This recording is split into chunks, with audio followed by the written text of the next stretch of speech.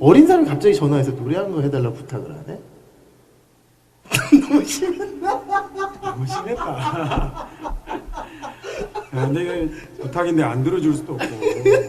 아, 그렇습니까? 또 이투스에 또 잘 나가는 율리 선생님이 부탁하는데 이거 안 해줄 수도 없고. 이게 자기가 무슨 TCC를 찍는데 네. 뭐 노장지, 장장지, 공장지가 나온대. 네. 그래갖고 뭐 댁대로 대라 얘기를 설명을 한다고. 아, 레디비. 댁대로 대라 노래를 해달래.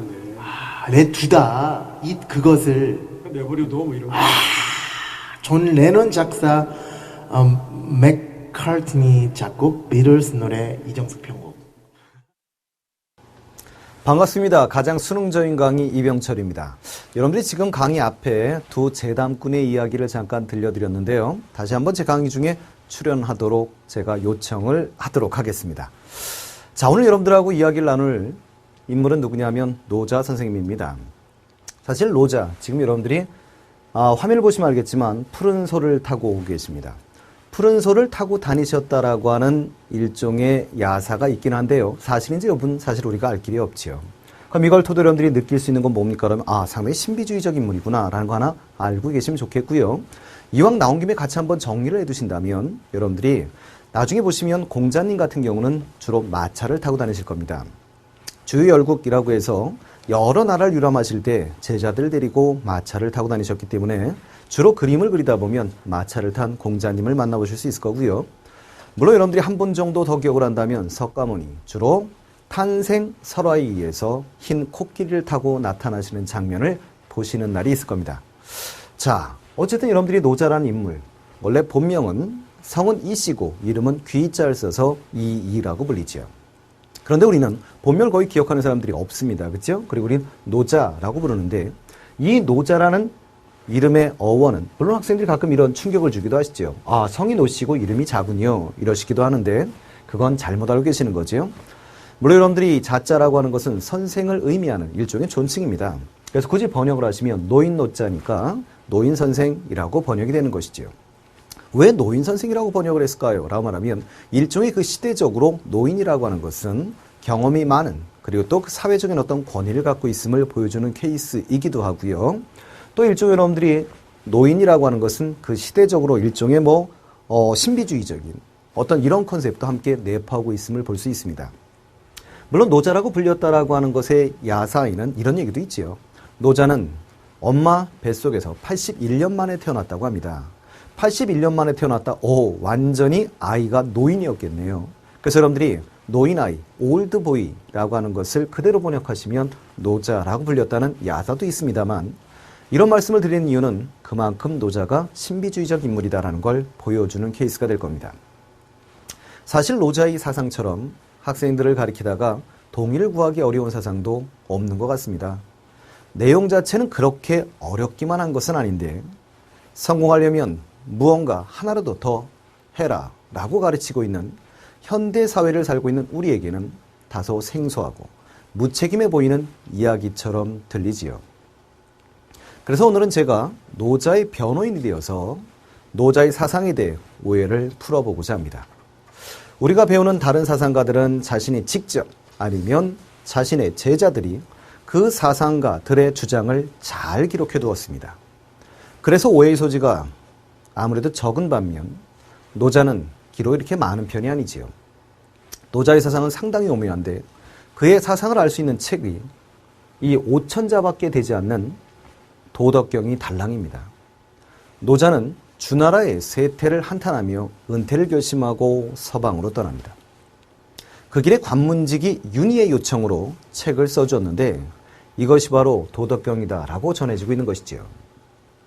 사실 약 5천자밖에 안 되는 내용으로 그 심오한 노자의 사상을 이야기하기엔 그 양이 매우 적다고 할 수 있지요.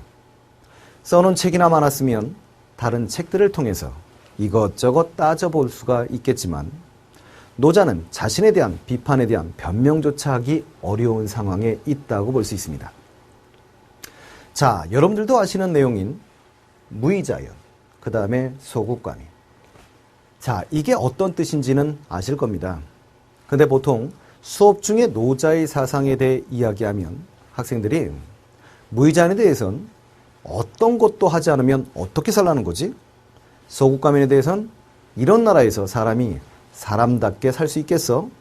라며 노자를 비판하곤 합니다.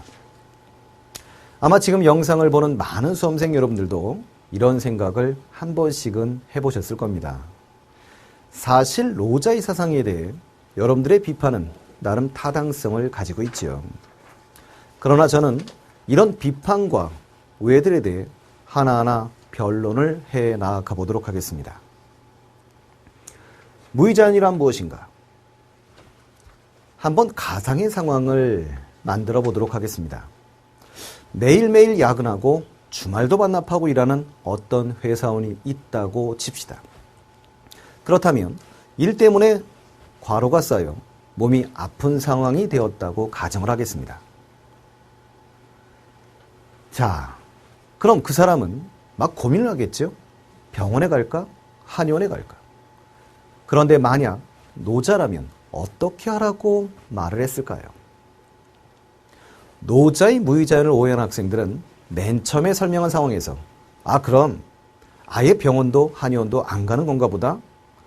라고 하곤 합니다. 실제로 많은 학생들이 이렇게 생각하곤 하지요. 이건 정말 노자의 무의자연에 대한 심각한 오해에서 비롯된 것입니다. 노자는 아마 이렇게 말할 겁니다. 노자 선생님. 그럼 그냥 그 직업을 그만두면 되잖아. 네, 노자라면 분명 이렇게 이야기할 겁니다. 이러면 아마 여러분들은 저게 말이 돼? 그럼 어떻게 살라는 거지? 라는 식으로 받아들이게 되는데요. 이런 여러분들의 반응은 어찌 보면 당연한 것이죠. 정말 다소 무책임하고 비현실적인 이야기처럼 보이실 겁니다. 그런데 생각해 보세요. 노자의 생각은 바로 이런 겁니다. 모든 인위적인 활동이 모든 문제의 원인이다라는 것이지요. 노자는 병의 원인을 무엇이라고 볼까요? 그렇습니다. 매일매일 인정사정 없이 일을 해야 하는 직업인인 것이지요. 노자는 이런 병의 근원이 인의를 벗어나 무의로 돌아가라는 것입니다. 그럼 여기서 의문이 들겠죠? 그냥 놀고 먹으라는 건가? 그건 아닙니다. 노자는 배고프면 밥을 먹어야 하고 졸리면 자야 하는 인간의 자연적인 본성을 존중해 줍니다. 그리고 이를 위한 적당한 노동 또한 인정을 하지요. 가령 내가 먹고 살 것을 마련하기 위해 농사짓고 열매 따는 그러한 행위들은 생명체로서의 자연스러운 행위인 것이지요. 그러나 어떻게든 한 푼이라도 더 벌어보려고 아둥바둥 매일 야근하고 코피 쏟고 그러는 것은 결코 자연스러운 행위는 아닌 것이지요. 쉽게 말해 노자는 이러한 인위적인 것들에 얽매이지 말고 살아가라고 이야기하고 있는 거지요. 노자는 인위적인 것들에 대해 부정적인 시각을 보였는데요. 그 중에서도 다양한 인위적 가치들이 사회혼란을 일으키는 원인이라고 보았습니다. 노자는 육아를 비판했는데요. 육아의 예, 인 등의 인위적 가치들이 오히려 사회혼란을 가중시키고 있다라고 봤던 겁니다. 그럼 여기서 또 저에게 여러분들은 질문을 하지요. 노자는 예네, 인이네 하는 인위적 가치들이 오히려 사회혼란을 가중시킨다고 했는데 이게 말이 되나요?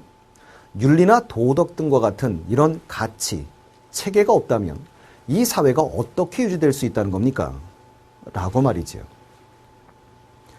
이에 대해서 변명하자면 먼저 인간들이 인위적으로 만들어낸 사상들이 얼마나 인간을 불행하게 해왔는지 먼저 살펴봐야 할 듯합니다.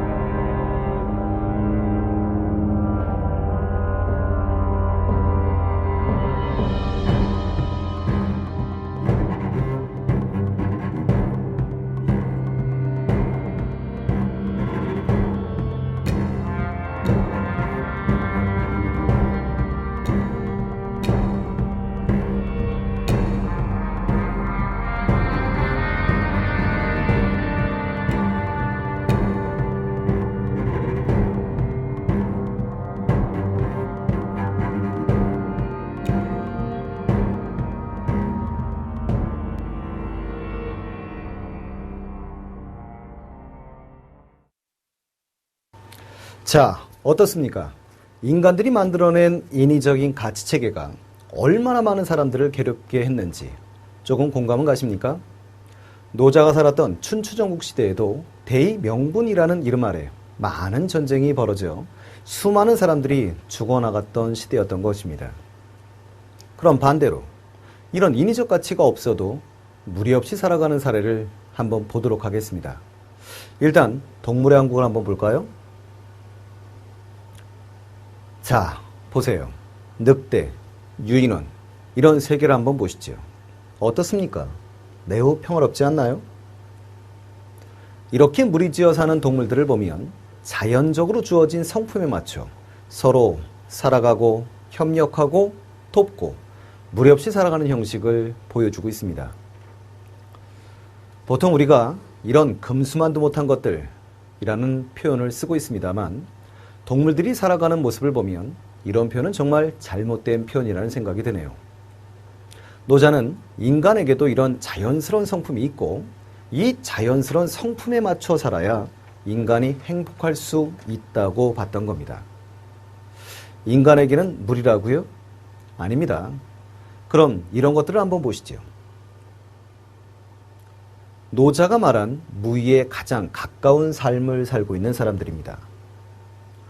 실제로 문화인류학자들이 이런 사회가 보면 다른 사회에 비해서는 매우 단순한 어휘, 단어들을 사용하고 있다고 합니다.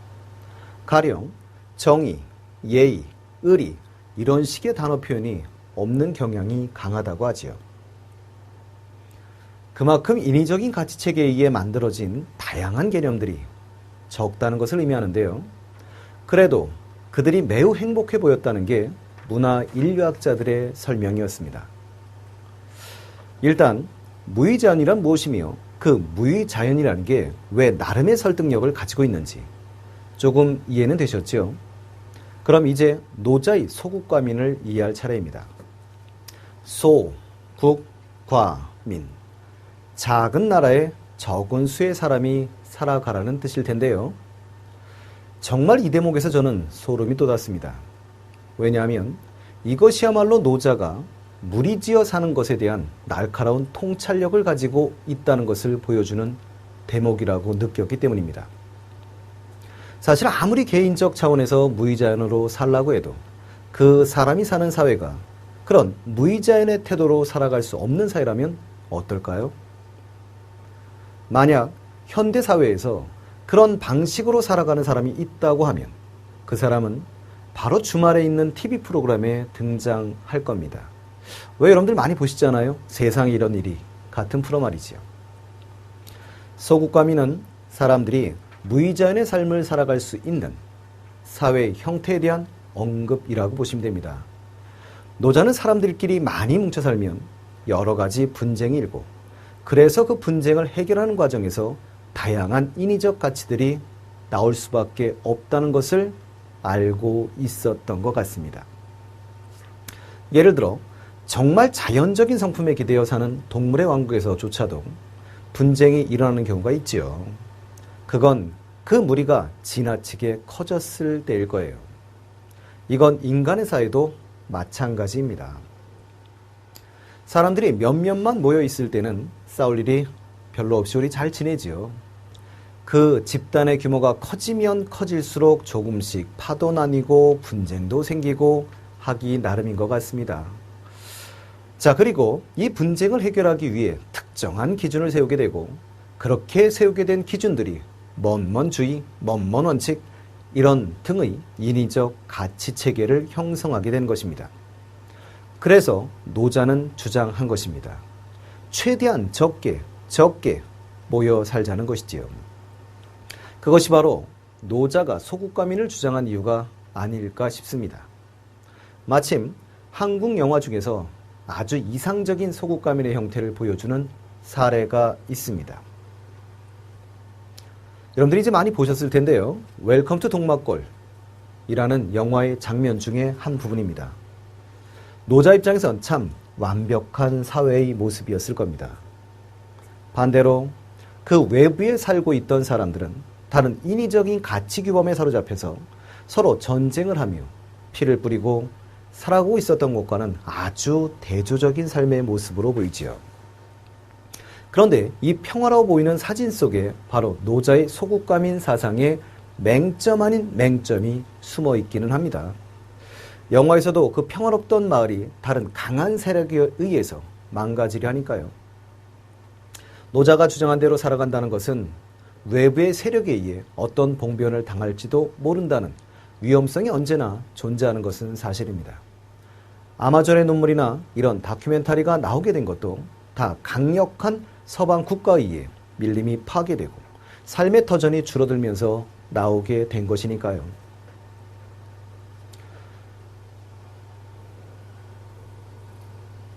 자, 그렇다면 노자는 왜 서쪽으로 떠났을까요? 노자의 이상향이 실현되려면 세상의 모든 국가와 사람들이 노자가 말한 소국가민, 무의자연의 형태로 살아가는 그런 모습이어야 할 겁니다. 노자도 사실 이런 한계를 눈치채고 있었던 것 같기는 해요. 무의자연적으로 살기엔 이미 인간 세상이 지나치게 인위적으로 굳어가고 있었다는 거지요. 시대적 흐름을 바꿔놓기엔 자기의 힘만으로는 무리라는 것을 깨달았을지도 모르겠습니다. 그래서 당대의 사상가였던 노자는 혼자만이라도 무의자연할 수 있는 곳을 찾아 서방으로 혼자 떠난 것은 아니었을까요? 도덕경이라는 인류에 대한 최후의 충고를 남겨둔 채 말입니다. 자, 이상으로 노자 입장에서 무의자연과 소국가민이 왜 들어올 만한 가치가 있는 것인지에 대해 변호해 보았습니다. 물론 노자가 말한 주장은 실현되기 힘들겠지만 노자의 생각 자체는 나름의 설득력을 가지고 있다고 생각되지 않으십니까? 이미 인위적인 가치와 무언가를 더해야만 살아갈 수 있는 사회로 굳어진 현대사회에서는 너무나 이상적인 이야기인 것처럼 보일 수도 있습니다. 그러나 여전히 노자식의 사상은 인간의 삶을 조금이라도 여유롭게 해주는 게 도움이 된다는 것을 알아주었으면 좋겠습니다. 완전히 모든 것을 놓을 수는 없겠지만 가끔은 속 시원하게 놓아버리고 머리를 식히는 시간을 가지는 방법이 있는 건 아닐까요? 그런 의미에서 마지막으로 좋은 노래나 한 곡 들어보시죠. 서양에서도 노자와 같이 무의의 중요성을 부르짖는 노래가 있었습니다. 너무 복잡하고 답답해서 정말 참기가 힘들다고 느껴질 때 잠깐이라도 이렇게 내려놓는 시간을 가져보는 건 어떨까 합니다. 다재다능하고 여러분들이 여러 가지 개떼작 아주 이상한 말을 쓰는, 그리고 스피드 직독직해라고 하는 되지 않는 말들을 사용하는 저에겐 정말 고마우신 동료이면서 친구분들인데요. 정확히 표현하면 사실은 제 삼촌들입니다. 그분들이 여러분들에게 좋은 노래 한 곡 선사하면서 다음 기회에 또 좋은 테마를 가지고 여러분들을 만나보도록 하겠습니다.